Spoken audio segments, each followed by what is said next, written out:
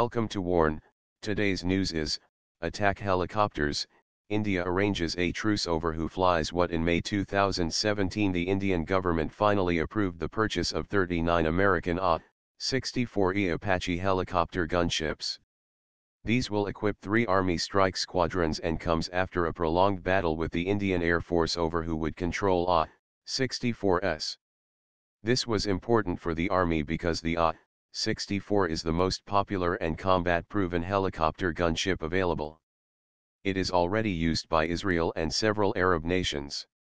India has ordered 72 AH-64s, with some of them going to the Air Force. This is all about politics. Air Force leaders insist they should control everything that flies. But experience in combat has shown that some types of aircraft, especially those that spend most of their time supporting Army operations, should be controlled by the Army. The AH-64 was also opposed by politicians who wanted Indian firms to design and build a helicopter gunship. But commanders involved in combat operations all agreed that they needed the best available and they needed it as quickly as possible. That led to the AH-64, which entered service as the AH-64A in 1986. Numerous planned upgrades to the B and C standard were planned during the 1990s but stalled because of budget reductions after the Cold War ended in 1991. These upgrades were incorporated in the 1997 AH-64D Block I. The AH-64D Longbow, because of the radar mast, making it possible to see ground targets and flying obstacles in all weather, models began appearing in 2002. Mass production of the latest version, the E model, and conversion D models to E began in late 2013. The U.S. Army began receiving AH-64Es in 2012.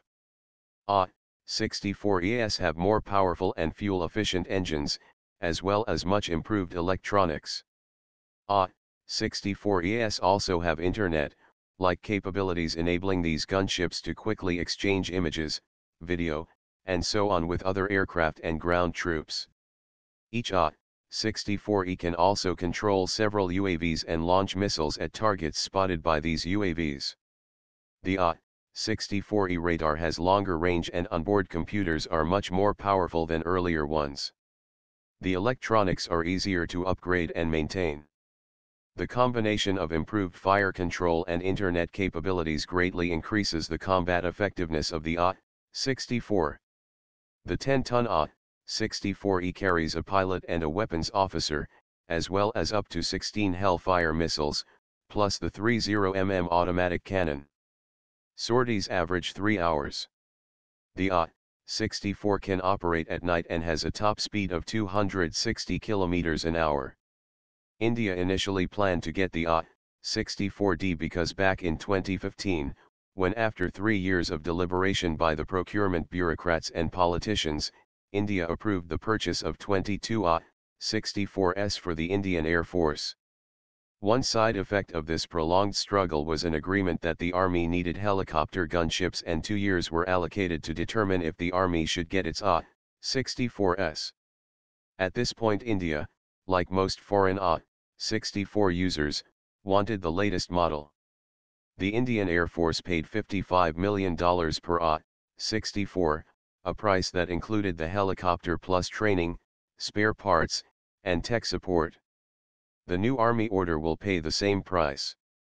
Such delays are not unusual for India, where decades of corrupt foreign arms purchases have been exposed in the last decade and made those still involved in those decisions extremely cautious. It usually takes external events to move decisions forward.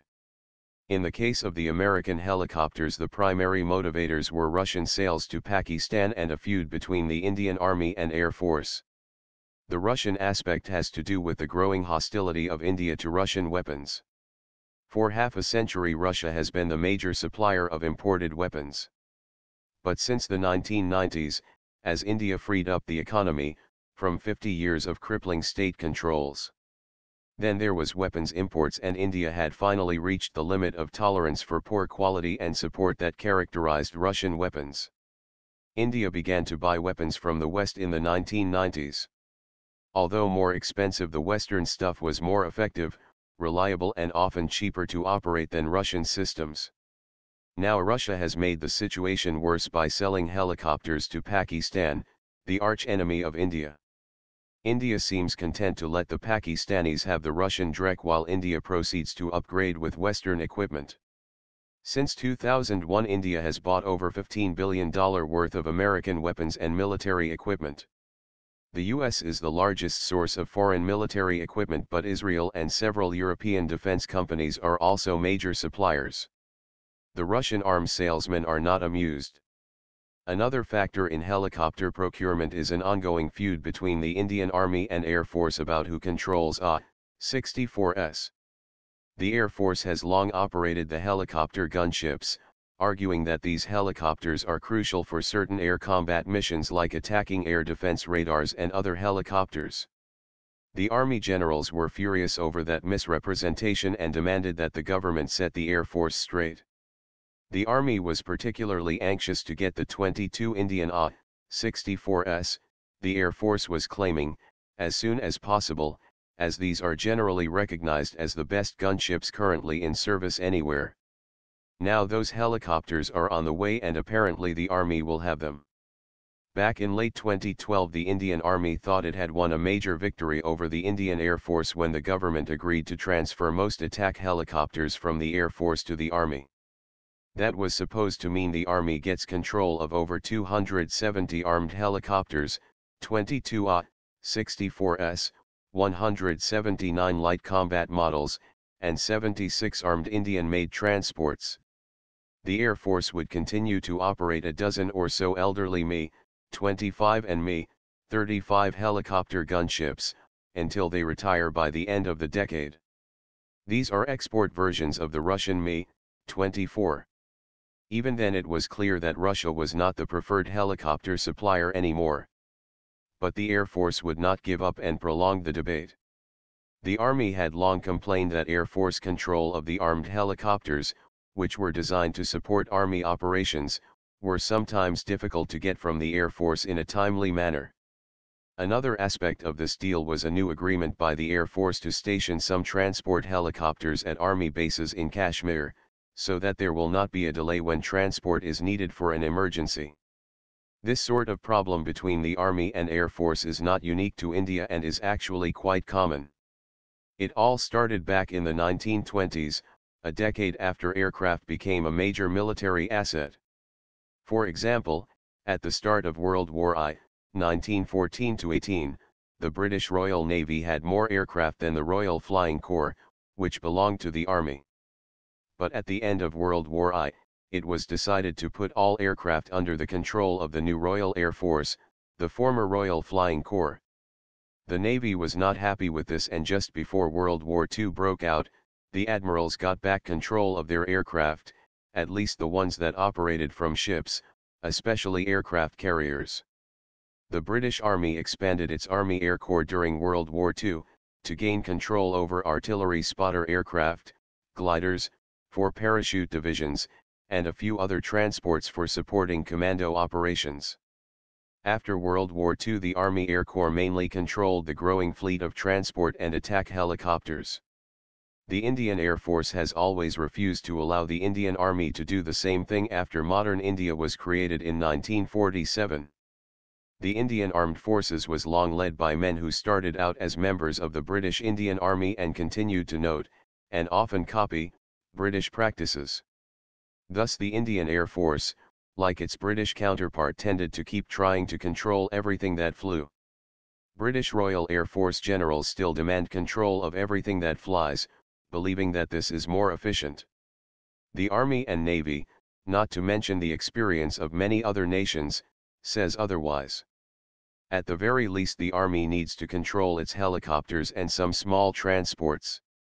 In Russia, the Army always controlled ground attack aircraft, as well as some fighters. In the United States, the Marine Corps controlled its own fighters, light bombers, and helicopters.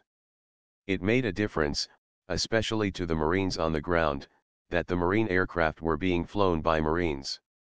Another problem with a unified Air Force is that it becomes, quite naturally, Air Force-centric. This is understandable, and the Air Force proceeds to develop strategies and tactics that emphasize looking at military matters from an Air Force viewpoint. Before World War II, this led to the doctrine of strategic bombardment. This was supposed to be a decisive weapon, but it wasn't. When nuclear weapons came along, the Air Force believed that it finally had a way to make strategic bombardment decisive.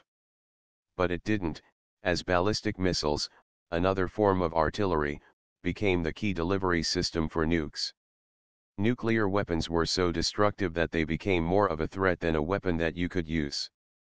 In fact, the very existence of nukes resulted in them not being used again since the first 2 atomic bombs were dropped on Japan in 1945.